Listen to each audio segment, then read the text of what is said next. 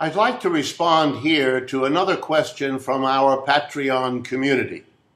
This one comes from Leonard and Ellen Zablau and has to do with socialism and China. It's an important question. I'm glad to respond both to the two Zablaus, but also to the entire Patreon community, since I think the question will be of interest very broadly. Here's the basic idea of the question. I talk a great deal about the difference between private capitalism and state capitalism. And of course, I also talk about the difference between capitalism and socialism. So the question is, what exactly was the Soviet Union, or what exactly is the People's Republic of China? And my answer is based on the analysis of these two systems that I've spent a lifetime engaged in, and that indeed, together with my colleague Steve Resnick, I produced a book back, now 15 years ago, called Class Theory and History, an analysis, in that case of the Soviet Union, to answer precisely the question, what is the relationship between socialism and communism on the one hand, and capitalism, both private and state forms, on the other? So let me address what's in that book in a simple way to deal with this question. Yes, I believe China is a state capitalism. What does that mean? Well, it's not private capitalism by and large, because for most of its history and even today, a huge portion of the industrial might of this now second in the world economy, China, is in the hands of the government. The government hires workers, Chinese people. It is state capitalism because the employer is the state.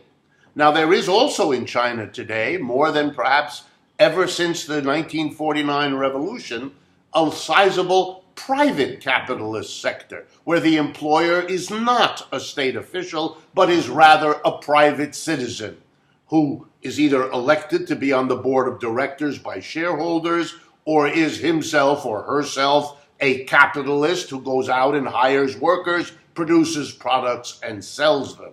So you might, to be accurate, say that China today is a mixture of private and state capitalism. And indeed, in the history of capitalism everywhere, there have almost always been mixtures. Some things that the government does, hiring workers to produce goods and services. For example, here in the United States, Amtrak, the post office, and a whole host of other industries. But most of the United States is private capitalist. China is different in the sense that the dominant part of the economy is still state capitalist, was even more so after 1949 until 10, 15 years ago. But it is a mixture. Well, then what is socialism from my perspective? Here things get slightly complicated.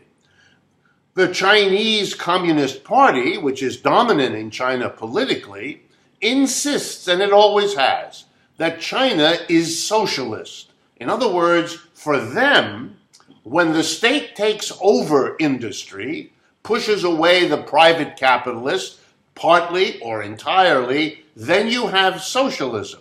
So in that view, socialism and state capitalism are pretty much the same. But for me, coming out of the Marxian tradition, which I learned from and which I have found very useful in this way, there is another stage to human development that hasn't been accomplished, neither in Russia nor in China. And that is the transformation of the workplace. Not about whether the government or private are employers.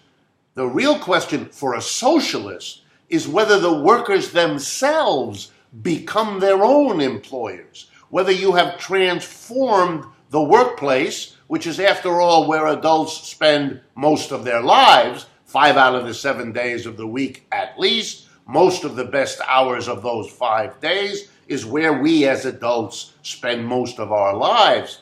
That place has to be transformed. It has to stop being a hierarchy where a few people, mostly who are not workers themselves, make all the decisions. The board of directors or the council of ministers in a state capitalism, they make the decisions and the rest of us do the work.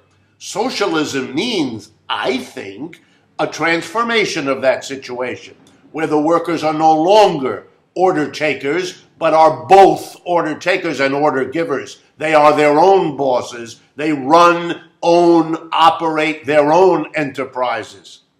That would be a transformation that, for me, qualifies for socialism in a way that moving from private to state capitalism, whatever its virtues, falls far short of. And I think the problems of the Soviet Union that unraveled it, like the problems building in China, are testimony to the fact that if all you do is move from private to state capitalism and there's no transformation of the workplace where we all live, you will have very serious problems in even sustaining the state capitalism you have created. So I think the Chinese are facing that problem today, as the Russians did, and what happened to the Soviet Union ought to stand as a cautionary tale to the People's Republic of China, since they will have to face the same set of problems and contradictions. I hope this question has been responded to in a way all of you in the Patreon community find valuable. Thanks for your attention.